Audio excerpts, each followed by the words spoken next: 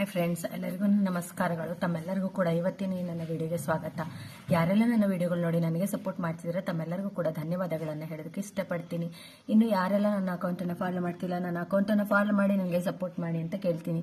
ಇನ್ನು ಈಗ ನೀವು ತುಂಬ ಇಷ್ಟಪಡೋ ವ್ಯಕ್ತಿ, ನಿಮ್ಮಿಂದ ದೂರ ಇರುವಂತಹ ವ್ಯಕ್ತಿ, ನೀವು ತುಂಬಾನೇ ಬಿಟ್ಟಿರಲಾರ್ದಂತಹ ವ್ಯಕ್ತಿ ಈಗ ನಿಮ್ಮ ಬಗ್ಗೆ ಯಾವ ಚಿಂತೆಯನ್ನು ಮಾಡ್ತಿದ್ದಾರೆ, ನಿಮ್ಮ ಜೊತೆಗೆ ನೋ ಕಾಂಟ್ಯಾಕ್ಟ್ ಇರುವಂಥವ್ರು ಅನ್ನೋದನ್ನು ಇವತ್ತಿನ ಗಣೇಶ ಸಂದೇಶದಲ್ಲಿ ನೋಡೋಣ. ಏನು ಗೊತ್ತಾ, ಅವರ ವ್ಯಕ್ತಿತ್ವ, ಅವರ ಒಂದು ಅಭಿಪ್ರಾಯಗಳನ್ನು ಹೇಳೋದಕ್ಕಿಂತ ಮುಂಚೆ ನಾನು ನಿಮ್ಮ ಈಗ ಮನಸ್ಸಿನ ಸ್ಥಿತಿ ಏನಿದೆ ಅನ್ನೋದನ್ನು ಹೇಳಕ್ಕೆ ಇಷ್ಟಪಡ್ತೀನಿ. ಅದು ನಿಮಗೆ ರೆಸಿನೇಟ್ ಆದರೆ ತಗೊಳ್ಳಿ, ಇಲ್ಲ ಅಂದರೆ ಇಲ್ಲ. ಮೊದಲಿಗೆ ನೀವು ಏನು ಅಂದ್ಕೊಂಡಿದ್ದೀರಾ ಅಂದರೆ, ನೀವು ತುಂಬ ಇಷ್ಟಪಡೋ ವ್ಯಕ್ತಿ ನಿಮ್ಮಿಂದ ದೂರ ಇದ್ದಾರೆ. ನೀವು ಆದಷ್ಟು ಬೇಗ ಅವರನ್ನು ಜೊತೆ ಆಗಬೇಕು, ಅವ್ರ ಜೊತೆ ಸೇರಬೇಕು ಅಂತ ಆಸೆ ಇದೆ.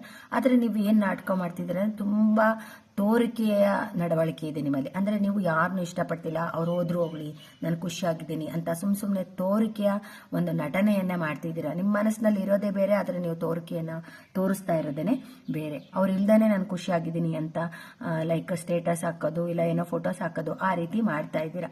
ಆಮೇಲೆ ನೀವು ಏನು ಈ ರೀತಿ ತೋರಿಕೆ, ಅವ್ರು ಇಲ್ದಿದ್ರು ಕೂಡ ನಾನು ಖುಷಿಯಾಗಿದ್ದೀನಿ ಅಂತ ಒಂದು ತೋರಿಕೆಯ ಒಂದು ನಡವಳಿಕೆಯನ್ನು ತೋರಿಸ್ತಾ ಇದ್ದೀರಾ. ಇದರಿಂದ ಅವರಿಗೆ ಇನ್ನೂ ತುಂಬ ಬೇಜಾರಾಗ್ತಿದೆ. ಮುಂದಿನ ದಿನಗಳಲ್ಲಿ ಇದರ ಪರಿಣಾಮ ಏನಾಗುತ್ತೆ ಅಂತ ಹೇಳೋಕ್ಕಾಗಲ್ಲ.